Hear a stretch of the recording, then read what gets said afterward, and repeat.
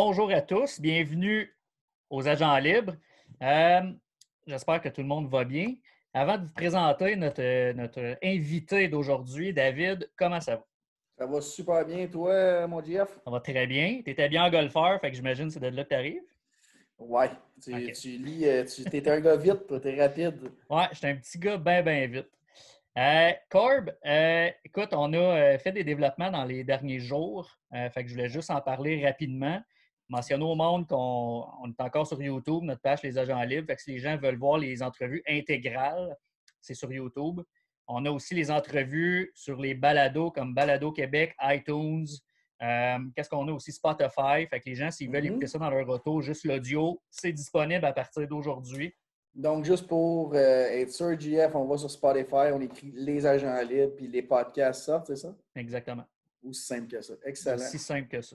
J'ai nommé Spotify parce que c'est celui que j'utilise, là, mais Ouais, ils disponible pour sont tous. disponibles un peu partout.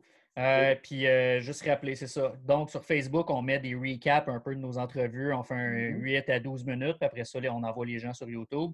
Donc, l'adresse lesagentlibres.com est maintenant disponible. Fait que les gens peuvent retrouver tout ça sur le site. Bien fier de ça. Puis juste pendant qu'on parle de ça, moi, je tiens à souligner, là, parce que j'ai regardé un peu avant d'enregistrer. On était rendu à 900 views sur le vidéo là, du golf de la chute, ce que je trouve... je ne m'attendais pas à ça pantoute au début. Là, ça fait que je suis vraiment content de ça. Je tenais à le souligner. Oui, puis juste pour faire une petite relation, parce que notre invité, il a fait partie de ces podcasts-là, mais les podcasts que je fais avec Baseball Québec, ça tourne autour de ça souvent, 900 views. Fait qu'avec l'auditoire de Baseball Québec, puis notre auditoire qui est vraiment pas ce que BQ a, c'est excellent pour vrai, 900 views là, par épisode. Parlant de notre invité, tu veux-tu me le présenter? Je ne le connais pas beaucoup. Ouais, je peux te le présenter. C'est un gars bien sympathique que j'ai rencontré justement à BQ, puis on a bien du fun. Max Hawk, Coach Hawk, comment ça va? Ça va bien, vous autres, les boys? Très bien, merci. Ça va très, Good. très bien. Comment ça se passe avec le COVID, Max? C'est tranquille. C'est tranquille.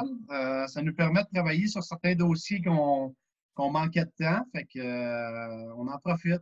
On en profite de travailler certains dossiers, faire avancer des choses qu'on avait moins le temps. Mais sinon, on s'occupe des enfants. Puis j'en ai 2. Fait que je manque pas de temps. Puis Bien occupé. ouais, on fait avancer l'ABC tranquillement quand même. Cool. T'as-tu un J'ai petit juste drink à deux côté de petites. toi? Ouais, je m'en allais là, je trouvais ça long avant qu'on puisse prendre une gorgée. Là. Fait que je vais te laisser y aller. Max. T'es-tu prêt un petit J'ai drink? une Parce autre. que si tu as regardé un peu nos autres podcasts, tu sais qu'on se prend un petit drink. Fait que je sais pas si tu en as un avec toi. Là.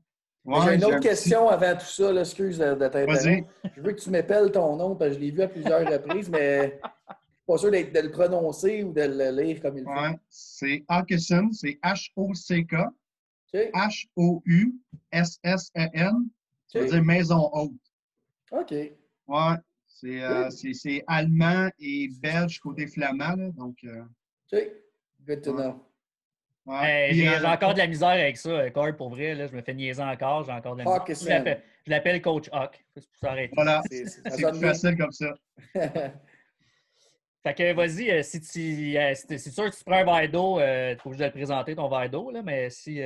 Ah, ben, mon verre, je ne le présenterai pas parce qu'il n'est pas super chic, mais je te dirais que c'est un petit gin tonic que je me suis fait là, avec un Hendrix spécial édition. Là. OK. Bouteille mauve, là, je te dirais, avec du tonic. J'aime bien ça. Un petit fan de gin. Ouais. Ouais. Toi, JF, qu'est-ce que tu bois?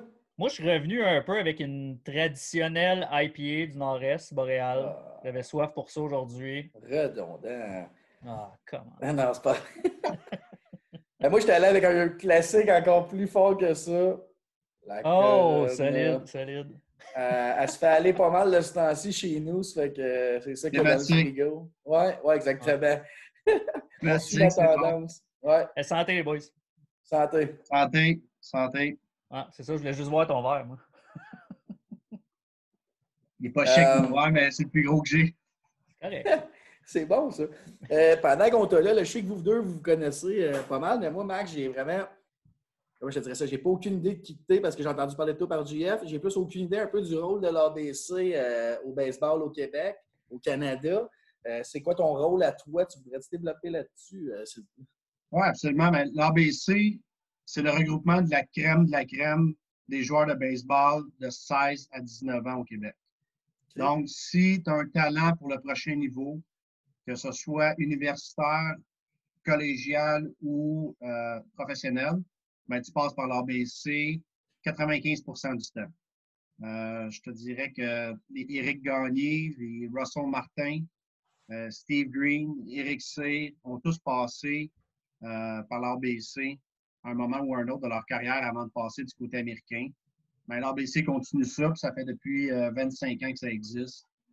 On continue à faire le même travail dans ce sens-là. Donc, notre job, c'est de recruter les meilleurs joueurs de la province. On a un super appui des sports-études qui forment les joueurs, qui les poussent vers nous autres. Nous, on fait le recrutement des 40 à 50 meilleurs joueurs de la province. Puis, par la suite, notre rôle, c'est de leur trouver, de les développer au niveau baseball, puis leur trouver une terre d'accueil aux États-Unis dans ce qu'on appelle un junior college ou une université. Il y a une différence qui est notable entre les deux, financièrement parlant aussi et académiquement aussi. Donc, un junior college, ça va être 2 ans. Par la suite, tu vas pouvoir graduer pour l'université ou directement aller à l'université pour 4 ans et jouer au baseball. Donc, c'est les deux possibilités que tu as. Tu as aussi ça de faire repêcher directement. Puis, parallèlement à ça, on essaie de placer le plus de joueurs possible sur l'équipe nationale des 18 ans et moins, qui est une belle avenue aussi parce que ça donne un bon coup de main financièrement aux joueurs. Puis, c'est une vitrine exceptionnelle pour les joueurs québécois et les joueurs canadiens qui participent. Donc, voilà, en gros, ça ressemble à ça, l'ABC. Et puis toi, ton rôle exact, c'est que toi, tu vas aller dans différents terrains, différentes écoles, recruter ces gars-là, puis après ça, tu deviens l'entraîneur principal? Oui, ben en fait, on a 2 équipes. On a l'équipe 16 ans et moins, 18 ans et moins. Présentement, je suis en chef à l'équipe 16 ans et moins. Mon rôle pendant l'été, c'est d'entraîner ce groupe de joueurs-là. Et parallèlement à ça, ben, je m'occupe beaucoup du lien avec toutes les familles, de tous les joueurs du programme, d'élaborer les calendriers estivales du 16 ans et du 18 ans et moins, le calendrier de l'automne, donc de trouver des universités contre qui jouer.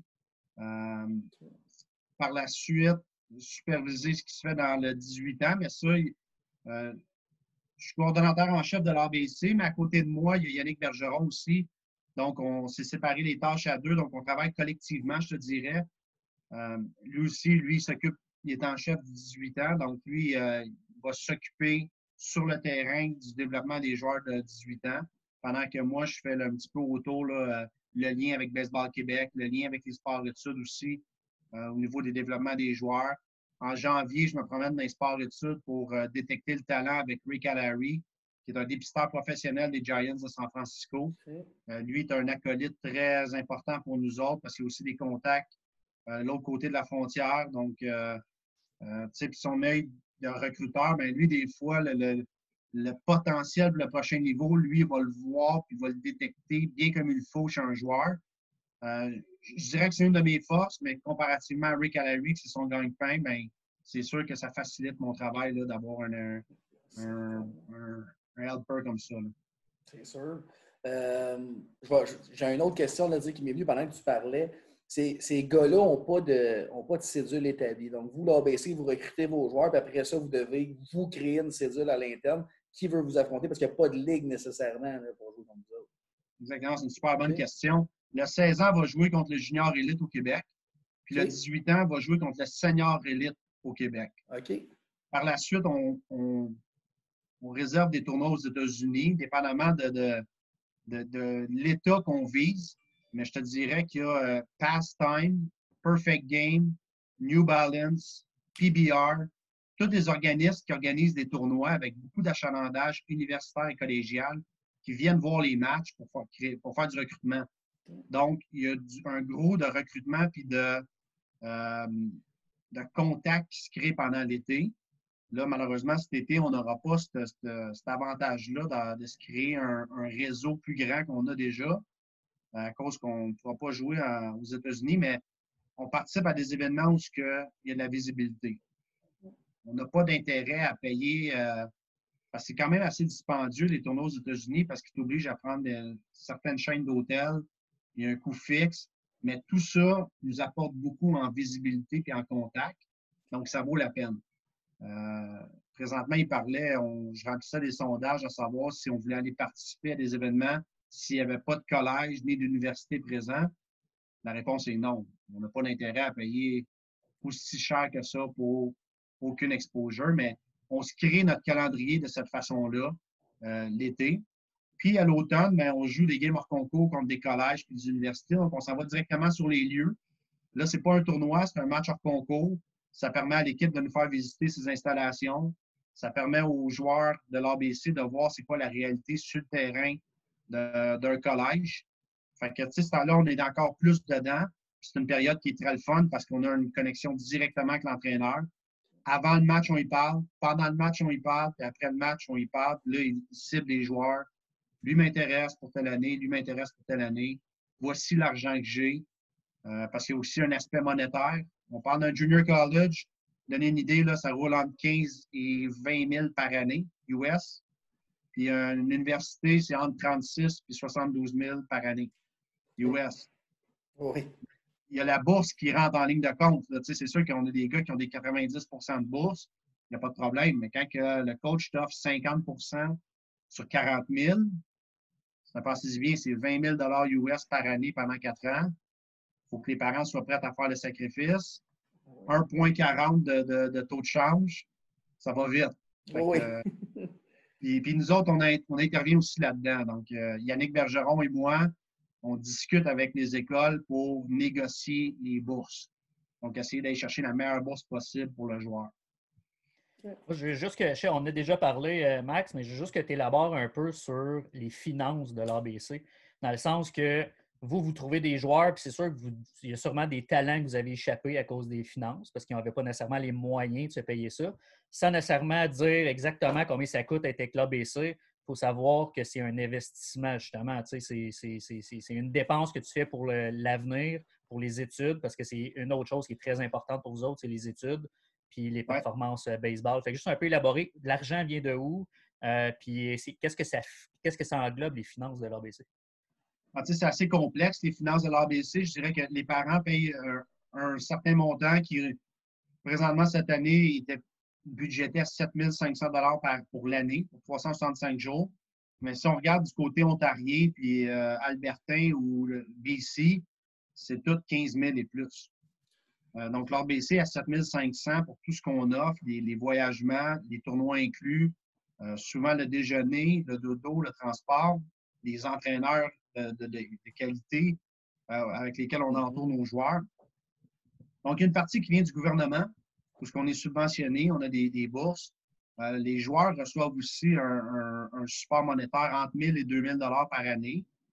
Mais je te dirais qu'à la base, les deux endroits où on va chercher de l'argent, c'est les parents qui déboursent le 7 500 pour venir à l'ABC et le gouvernement, ainsi que la Fédération de baseball du Québec qui nous aide pour créer un programme à la hauteur des attentes des joueurs. Effectivement, c'est un investissement. Les parents investissent un montant comme ça pour 1 an, 2 ans, peut-être même 3 ans, pour par la suite aller aux États-Unis avec une bourse qui est intéressante. Si on parle junior college, souvent, les gars, ça leur coûte 3 000 pour l'année US pour aller au collège américain, ce qu'on appelle JUCO. Ça inclut le logement, la nourriture, les frais d'école, les livres. Donc, pendant 1 an, ça coûte seulement 3 000 pour aller aux États-Unis. L'investissement que tu as fait dans l'ABC, c'est là qu'elle rapporte. C'est quand tu commences à bouger vers les États-Unis avec une bourse intéressante, ça coûte moins cher. Là, mais tu as été formé, on t'a appris à jouer de la bonne façon, on t'a préparé pour le prochain niveau. Tu as une bourse intéressante, tu as un spot dans l'équipe. Là, tu peux voler tes propres ailes et te dénicher un spot au repêchage du baseball majeur par la suite. Vous focussez aussi beaucoup sur le volet scolaire. C'est que aussi, à ce moment-là, quand tu transfères aux États-Unis, eux vont exiger probablement des notes à un certain niveau pour accueillir un jeune dans l'équipe, et ainsi de suite. Fait que l'ABC les forme pour ensuite les envoyer là-bas. C'est primordial. Okay. C'est primordial. Si tu n'es pas bon à l'école, puis que tu ne mets pas les efforts, puis que tu ne réussis pas, ça va être difficile de percer au baseball. comme je dis aux joueurs, c'est un minimum un secondaire 5. Si tu ne gradues pas de ton secondaire, ferme les livres, on ne va pas nulle part. Espère d'être repêché, puis avec le repêchage qui passe à 5 rondes, que je ne suis pas sûr qu'il va remonter à 40 rondes, même je suis pas mal convaincu qu'on ne vivra pas un repêchage à 40 rondes. Ça va devenir de plus en plus difficile. Donc, ça fait un minimum un secondaire 5. Si tu veux passer directement à l'université, il faut que tu fasses une 12e année en anglais à distance au Québec pour pouvoir aller chercher les notes et les crédits nécessaires pour passer à ce qu'on appelle NCAA. Ça commence à faire du stock, donc il faut que tu sois autonome, il faut que tu sois bon à l'école. Le baseball et l'école, là, ça marche directement ensemble. Tu ne peux pas penser que je ne suis pas bon à l'école, c'est pas grave. Non, c'est grave. Il faut que tu performes, il faut que tu sois bon à l'école. Encore plus, tu vas aller directement à l'université parce que souvent, tu as une bourse qui est reliée à tes notes scolaires qui vaut entre 7 et 12 000 US. Okay. Oui. C'est important. Sur un 36-40 000, si je te dis que je t'en enlève 12, et tes parents sont déjà soulagés, c'est des bourses académiques. C'est très considérable, effectivement. J'ai 2-3 petites questions pour toi. Là, c'est plus. Je trouve ça super intéressant. Puis je suis un peu fan. Puis je vais y aller plus en tant que notre auditoire, je pense. Là, mais c'est qui le meilleur joueur que tu as coaché? Le pire, c'est que j'ai passé à ça. Tu peux m'en nommer 2-3 si tu ne veux pas faire de jaloux. Là, mais... Ouais, j'ai eu la chance d'en coacher tellement des bons. Là. Je vais y aller avec un top 4 rapide. Vas-y. Plus près de nous, Antoine Jean, qui est à l'Université d'Alabama. C'est de loin le lanceur le plus efficace que j'ai coaché de toute ma vie. Okay. Par la suite, j'irai peut-être avec Benjamin Pelletier, que j'ai eu. J'étais au sport-études à Demortagne avant. J'étais directeur technique à Demortagne au sport-études. Puis lui, il est rentré en secondaire 1 quand j'étais là. Puis il a sorti au repêchage en secondaire 4. Donc, Benjamin Pelletier appartient aux Phillies de Philadelphie présentement. C'est un des gars les plus clutch, un des bats les plus clean que j'ai vus. Très efficace. Les deux autres, ils sont plus connus. Je dirais Abraham Taureau avec les Astros. Puis Charles Leblanc, un petit gars de ma ville que j'ai connu, Moustique. Ouais, les Rangers du Texas. Je te dirais que dans ces quatre-là, je ne vais pas faire de chicane, mais c'est des quatre pas mal très bons que j'ai eu la chance de côtoyer. L'affaire, juste avant que tu y ailles, l'affaire qui est intéressante dans les quatre, je trouve, parce que moi, je connais plus Antoine. Puis Antoine, c'est pas un gars qui a une fastball à 95. Là. C'est pour ça que j'aime quand tu dis que c'est un gars qui est efficace. Ouais. C'est le mot à retenir. Exact. Fait que c'est possible de marquer et d'aller loin, même si tu n'as pas une fastball à 95. Ouais, c'est un mindset. C'est ça, exactement. Puis il faut t'arriver avec un plan quand tu pitches. C'est pas mal ça que vous leur montrez. Puis, exact. Ouais. C'est ça, mais Antoine Jean, il y a beaucoup de hype là, depuis son année justement de repêchage. Une question aussi par rapport à ça. Est-ce que les gars vont être pénalisés, ceux qui n'ont pas de baseball cette année?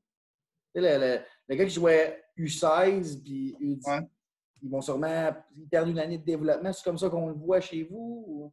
Présentement, c'est sûr qu'on perd un petit peu de ce qu'on appelle d'exposure face aux Américains. Mais présentement, les Américains ne jouent pas nécessairement bien plus au baseball. Fait qu'on n'est pas en train de perdre beaucoup de terrain. Je pense qu'il faut juste être plus innovateur dans ce qu'on va faire dans les prochains mois. Puis être un peu plus agressif, je te dirais, en octobre, novembre, puis au mois de mars, si on peut traverser les lignes, d'être plus créatif de ce côté-là, puis de faire voyager nos joueurs, puis d'ouvrir les portes d'une autre façon. Je te dirais qu'à date, on va faire 2-3 annonces prochainement qui vont être très intéressantes pour nos gars, qui vont les aider à les placer du côté américain, même si on n'a pas joué présentement là, aux États-Unis. Petite dernière, après ça, on va passer, parce qu'on a un plan pour la fin du podcast. J'ai une petite dernière. Toi, Max Hawkinson, tu as joué où avant? Moi, ça a été bref. En fait, j'ai joué de. Parce que je vois ton chandail en arrière. Oui, mais ça c'est quand j'ai quitté Demortagne, là, on m'a fait un petit chandail. Moi, j'ai joué jusqu'à midget. À midget, dernière année, j'ai décidé de ne pas jouer. Un ancien entraîneur à moi me disait « Hey, viens donc me donner un coup de main sur le terrain. » Je te dirais que j'étais un bon receveur, mais sans plus. Je comprenais beaucoup la game. J'aimais l'enseigner. J'aimais être le quatrième coach de l'équipe, même si j'étais un joueur. Puis un ancien coach à moi, il m'a dit viens me donner un coup de main dans un bantam, l'équivalent d'un bantam B présentement. Là. Dans le temps, il y avait du 2B. Je ne sais pas si les joueurs au baseball, mais il y avait du 2B. Ouais. Là, fait que là, l'équivalent d'un bantam B, j'ai commencé à coacher là pour le plaisir. J'ai eu la piqûre à 18 ans du coaching. J'ai jamais arrêté de coacher à partir de là. Ma carrière de joueur a été très courte parce que je savais très bien que je n'avais pas le talent pour aller au niveau supérieur, mais que j'étais en amour avec la game de baseball. Comprendre la game, c'est très, très, très important à balle. Tu n'as pas eu une pause dans ta vie aussi que tu étais un peu plus cocky puis tu étais en arrière de la plate aussi, là, comme arbitre? Là? Oui, oui. ça, je garde ça secret, ça. Tu n'étais pas en parler. Mais oui, j'étais aussi un arbitre. Puis cette année-là, je déviais complètement pour commencer une carrière d'arbitre parce que j'étais pas mal plus investi, puis je m'occupais des arbitres à Laval. Mais tu sais, comme j'ai dit, j'aimais beaucoup la game de baseball. Quand j'ai commencé à coacher, j'ai dit bingo, c'est ça mon créneau. Là. Je ne déroge plus de là. Puis le fil en aiguille, tout a comme bien tombé au bon moment. Puis j'ai réussi à faire une carrière là-dedans. Là. Très pertinent. J'adore ça. J'ai une dernière question avant qu'on passe à l'autre étape, mais je trouve que c'est intéressant, puis il y a souvent des points d'interrogation à ce niveau-là. Souvent, les Québécois, on est habitués dans le sport à un repêchage au hockey. Repêchage au baseball, qu'est-ce qui fait que le jeune de l'ABC qui n'est pas drafté, mais qui commit à une université, qu'est-ce qui fait qu'il va à l'université où il décide d'aller avec s'il se fait repêcher? Je prends l'exemple d'Antoine Jean, il s'est fait repêcher par les Twins, il commit à Alabama, il a décidé d'aller à Alabama. Qu'est-ce qui fait, pourquoi un, pourquoi pas l'autre? Puis l'autre affaire, c'est qu'il y en a qui vont commit en 2019, mais pour 2022. Pourquoi qu'il y a des années autant entre ça? C'est deux bonnes questions. La première, en fait, le joueur, il faut savoir que le baseball mineur affilié, c'est extrêmement difficile. Rentrer là à 18 ans, si on prend l'exemple d'Antoine Jean, Antoine est un exceptionnel. Je pense qu'il aurait été capable, aucun doute dans ma tête, de monter, puis il aurait pu signer. Mais je pense que dans le cas d'Antoine, il s'est dit, je vais aller 2 ans, 3 ans à Alabama, je vais prendre la shape, je vais améliorer ma balle rapide, je vais améliorer l'efficacité de ma courbe, mon changement de vitesse, je vais ressortir au draft plus tard, je vais peut-être avoir un peu plus d'argent, puis là, je vais monter les étapes plus rapidement pour me rendre au baseball professionnel. Les bonnets de signature, hein? Oui, exact. Il ne faut pas se faire croire qu'un bonnet de signature, c'est ultra payant, puis les gars sont en business. Tu sais, on a Philippe Aumont, je pense, puis 1,6 ou 1,9 millions qu'il a signé. Bon, il a sorti 8-9e au repêchage. C'est exceptionnel, parfait. Tu sais, tu fais un bon bout de chemin avec ça. Mais si tu ne sors pas dans ces 10 premiers-là, oui, tu as de l'argent, c'est de la belle argent, mais c'est pas là que tu vas faire ton argent, c'est quand tu vas te rendre dans le show, dans les grosses ligues. Fait que tu ne veux pas passer trop de temps dans les ligues mineures, tu veux avancer. Fait que, dépendamment de ta maturité physique, le montant qui est proposé, ben c'est là que tu vas prendre la décision. Non, je vais aller à l'université, 3 ans, je vais être plus gros, plus fort. Je pense que je vais sortir encore plus haut draft. Ou je suis prêt physiquement. Je pense que je vais être capable de passer au travers des ligues mineures puis de me rendre tout de suite en signant une entente avec une équipe professionnelle puis passer mon temps dans les mineurs. Fait que c'est l'équation que tu fais. Il y en a d'autres qui ne signent pas tout simplement parce qu'ils n'ont pas le montant d'argent qu'ils veulent.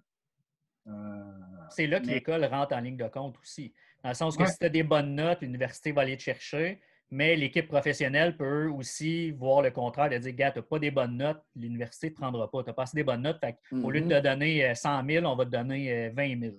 Fait que là, je dis des chiffres comme ça, là, mais je pense que ça joue un peu aussi là-dedans. Oui, puis l'inverse aussi. Tu es dans une super bonne université, puis tu as une bonne bourse, puis l'équipe te veut vraiment, va être prête à allonger plus d'argent pour te sortir de là, puis te garantir souvent dans une entente, quand tu signes ton contrat, quand l'équipe va te release, va te relâcher à la fin de ta carrière, tu vas avoir 5 ans pour retourner aux études que l'équipe professionnelle va payer. Donc, ça, c'est intéressant aussi. Mettons que tu décides d'aller à McGill, ben, ils vont payer McGill, ils vont payer ton université pendant 5 ans. Tu peux refaire ta vie. Donc, en plus de ton bonnet de signature, tu as l'école qui est payée à la fin de ton, contrat là, quand ils te relâchent. Donc, ça, souvent, les équipes professionnelles le font. De mémoire, Guillaume Leduc, qui était un choix de 6e ronde des Mets, il est retourné à l'Université Laval en kinésiologie ou quelque chose comme ça, puis il travaille au sport-études à Québec. Ben, lui, il l'a utilisé. Il a fait sa vie par la suite. Donc, toutes des choses importantes à garder en tête là, quand tu négocies. Clairement. Très cool. C'est très, très, très intéressant. Oui, vraiment, on pourrait crissement élaborer là-dessus. Ouais. Oui. Mais j'avais envie, je t'ai lancé une invitation aussi, Mac, j'avais envie de jaser autre chose que ce que tu fais dans la vie, de l'ABC. Tout ça, j'avais envie d'un peu élargir nos horizons un peu, puis aller voir Max, le joueur de baseball, le fan de baseball. C'est qui les joueurs de la MLB qui l'ont fait triper? Fait qu'on s'est tous concocté un petit top 5 chaque, juste pour un peu voir les différences qu'on a entre nous autres. Max, je vais te laisser commencer là-dessus. Fait que un peu élaborer ton top 5 puis dire pourquoi. OK. Tu le veux au complet tout de suite? Ben, veux-tu un après l'autre. Moi, j'aime ça un après l'autre. Une petite explication pourquoi.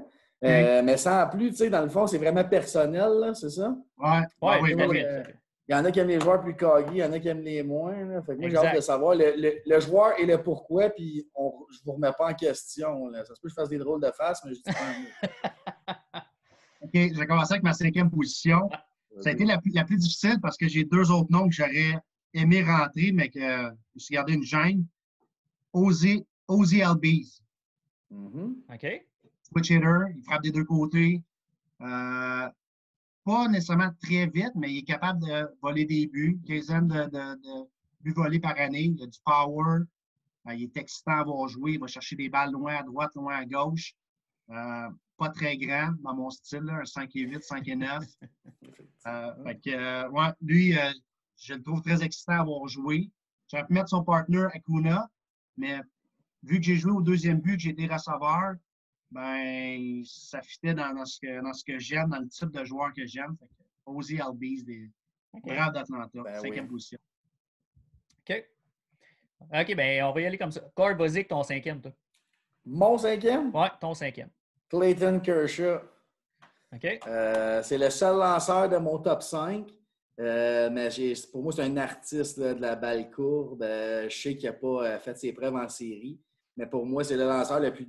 J'ai commencé à suivre le baseball, moi, au tournant des années 2000, un peu plus.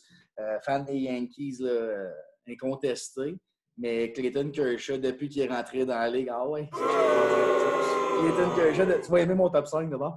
Clayton Kershaw, maintenant, depuis qu'il est rentré dans la ligue, dominant, là, malgré le fait là, qu'il choke en série. Moi, c'est. S'il joue, j'écoute la game au complet, là, les 9 manches, puis je suis déçu quand il sort de la butte. OK. Moi, j'y vais un peu dans le contexte que tu viens de dire, Corb, mais c'est un gars qui m'a tellement. Il m'a tellement énervé à l'époque que les Braves d'Atlanta finissaient premiers tout le temps. Moi, c'est Greg Maddux. C'est un gars qui m'énervait quand il lançait parce que je savais qu'il était pour gagner, mais il était tellement beau à voir jouer. Il allait avec les coins. C'est un gars, un peu, on parlait d'Antoine Jean tantôt, Greg Maddux. C'est un gars qui n'a pas une grosse balle rapide. Il a l'air d'un vieux pépère, ça bute avec ses pantalons baissés, puis tout, pas de style à rien, mais personne ne le frappait. Fait que moi, Greg Maddux, c'est mon 5. J'ai eu la chance de le rencontrer, Greg Maddux. Je m'en vais à Las Vegas en vacances. UNLV, l'université, je joue en inter-squad. Je m'en vais le voir pour le fun. Le pitching coach de l'équipe, c'est Greg Maddux. Assis à 4 rangées de moi à regarder la game et à prendre des notes. Fait que j'étais impressionné. Je l'ai salué, mais je n'ai pas pris de photo, rien avec. C'est sûr qu'il faut faire un autre podcast avec Max. Là, il aime ça en plus. J'adore ça. 4e position, Delino de Shield. Oh! Le premier ou le jeune? Là, Non, lui que je fais avec les Expos. Il a été échangé contre Pedro. Non seulement on a échangé contre Pedro, qui était un bon trade, mais vous allez voir là, mon influence. Je suis un gars qui aime le Canadien de Montréal, qui aime les Expos de Montréal. Mais Delino de Shield, c'est un voleur de but. Quand je jouais au baseball, c'est un gars qui en a volé une tonne. Je pense que pas 500, mais 460 buts volés. Il frappait la balle. Je vais aussi au deuxième but. Vous voyez le prototype avec Ozzy Albies. Delano de Shield, no doubt, dans mon top 5. Là, c'est que des bons souvenirs. J'adore. Corb? Là, c'est à moi, ouais. Moi, j'étais allé dans un choix qui va peut-être sûrement être plus populaire, là, plus actuel. Mais c'est un jeune là, qui vient de rentrer dans la ligue. Puis, il me pitch en bas de ma chaise, malgré que je déteste l'équipe pour laquelle il joue. Là, mais Beau Bichette, quel beau joueur de balle. Là, c'est un vent de fraîcheur pour moi à Toronto. C'est un gars que je vais payer pour aller voir. Puis, il a commencé sa carrière sur un bon pied. Je ne m'attendais pas à ce joueur-là, honnêtement. Là. Mais dominant, beau à voir, aller naturel, petite coupe, un peu coq, mais gentil. Là. Je l'adore. Oui, tout à fait. Mon numéro 4, moi, puis je suis content que tu aies dit The Shield, Max, parce que moi, je l'ai mis 6. Puis je ne l'ai pas rentré parce que, écoute, moi, sa façon qu'il tient le bâton. Moi, j'ai joué au deuxième but dans la vie à cause de Delano The Shield. J'aurais pu le mettre là. Mais je suis allé avec Vlad Guerrero, en fait, comme numéro 4. Vlad, à Montréal, moi, il m'a fait lever. Il est au bâton, je me levais, j'écoutais la game, c'est sûr. Pas de gants, frapper des balles un peu partout. Il n'y a rien de standard avec Vlad, son bras canon, tout. Là, moi, Vlad, numéro 4. Ouais. Je vais vous donner mon top 3. Vas-y. Good. Top 3, je catchais à cause de lui Darren Fletcher. Numéro 24, avec un stand un peu bizarre au bâton. La différence entre lui et moi, c'est que moi, je courais vite. Lui, il ne courait pas bien vite pantoute. Mais Darren Fletcher, pour moi, ça a été un joueur que... Encore, j'écoutais les games à TVA Sport. On a passé quelques-unes. J'ai des frissons. J'adore ce joueur-là. Top 2, j'ai eu la chance de passer une journée complète avec lui. L'événement que les Blue Jays qui font, là, où les jeunes viennent pratiquer sur le terrain, là, Marquise Grissom était un des invités. Il est resté à ma station tout le long. J'ai eu la chance de parler avec lui. Mais Marquise Grissom, dans le champ-centre à Montréal, de la vitesse, du power, un être hyper gentil, ouvert. Il a joué dans les Bigs, il a fait des millions, mais tu y parles, puis ça ne paraît pas pantoute. J'ai en amour complet avec lui. Et mon numéro 1, mais là, c'est un inévitable, c'était sûr, c'était facile, Derek Jeter. Oh. Number 2. Sais-tu quoi? Je vais te surprendre, là, mais il me reste un top 3 avec 2 joueurs des Yankees, puis Jeter n'est pas là. Je vais. Puis Jeff, tu dois vraiment savoir c'est qui mon 1, là, mais j'y vais. Numéro 3, Mike Trout, pour toutes les raisons qu'on connaît. Là, c'est le meilleur joueur de baseball sur la planète présentement. Puis tout le monde est le prochain Mike Trout, mais personne n'y arrive. Mon deuxième, c'est un catcher des Yankees, mon joueur préféré du moment, Gary Sanchez. C'est mon boy. Il frappe 220, mais il accroche des balles, swing pour la clôture. Puis il boxe ses balles, mais il a un bras canon. Là. Tout ce que j'aime d'un joueur. Le potentiel qui n'a aucun sens. On enchaîne, là. Je suis tanné d'entendre parler de Sanchez. Gary Sanchez, quel joueur. Vas-y, c'est bon. Mon numéro 1, c'est mon joueur fétiche là, que j'aime et que j'ai son chandail et que c'est mon boy, c'est Robinson Cano. C'est le joueur qui m'a fait aimer le baseball, voir. Puis, je ne sais pas si tu remarques qu'il y a un pattern dans mes joueurs, sont cocky un peu, mais soft, mais du talent en revendre. Il groundait des balles, ça avait de l'air facile. Gleyber Torres aurait dû être là, mais c'est tout dans le même type de joueur. Là, pour moi, c'est beau à voir. Je suis d'accord. Ouais, ben pas moi. moi, pour vrai, j'étais allé. Écoute, j'avais pas le choix de mettre un joueur des Red Sox, puis j'étais allé vraiment avec les sentiments. Celui qui m'a fait triper avec les Red Sox, qui a amené la Série mondiale, puis qui était un Big Papi. J'ai pas le choix, ce gars-là. Autant qu'il vous a fait suer que moi, j'ai. Ça coupe, on a plus de temps, Jeff. Il a pas mal une jambe, lui, dernièrement. Ah, ça se peut, c'est pas grave. Mon deuxième, c'est un ancien des Expos, puis aussi un ancien Red Sox, Pedro Martinez. Pedro, son côté cocky, les mêlées générales qui partent, gros comme ça. Pedro Martinez. Puis moi, mon numéro 1, j'ai pas le choix, puis je pense que honnêtement, c'est le meilleur joueur de tous les temps, c'est Barry Bonds. Moi, sa course de circuit, Barry Bonds, j'écoutais tous ses matchs. Puis j'ai même hésité à mettre Sammy Sosa puis Mark McGwire là-dedans parce que pendant l'époque où est-ce qu'il y a eu la course au circuit, moi, j'écoutais toutes les games de ces équipes-là. Ça me faisait vraiment triper. Je trouvais l'ambiance vraiment le fun. Fait que, Barry Bonds, c'est mon joueur ultime baseball facile. T'aimes les roids, c'est correct. Ben ouais. On respecte ça. Ouais. Mais moi, je le verrais au terme de la renommée, juste à cause de la définition de sa zone de prise. Que tu prennes des roids du bas, Oh, tu savais quand c'était une Tout à balle. fait. 100% d'accord avec ça. Là, il était merveilleux. Mais tout ça pour dire, là, JF, que c'est des excellents choix là, à part Papy. D'accord. Max, comme Corb a dit tantôt, ce serait le fun de se reprendre puis de jaser de plein d'autres choses. Je sais que tu en as bien à dire, puis je pense que on se fait-tu une date là, pour quand on a le retour du baseball officiel, là, on se fait un beau gros podcast, là, baseball 100%. all the way. Good. OK, cool. Les boys, je vous remercie encore pour ce 40 minutes-là. Écoute, on se reprend, puis merci à tout le monde d'être là. Merci, JF. Merci à tous les auditeurs. N'hésitez pas. Merci beaucoup, les boys. Lesagents.com. Ciao, les boys. Salut.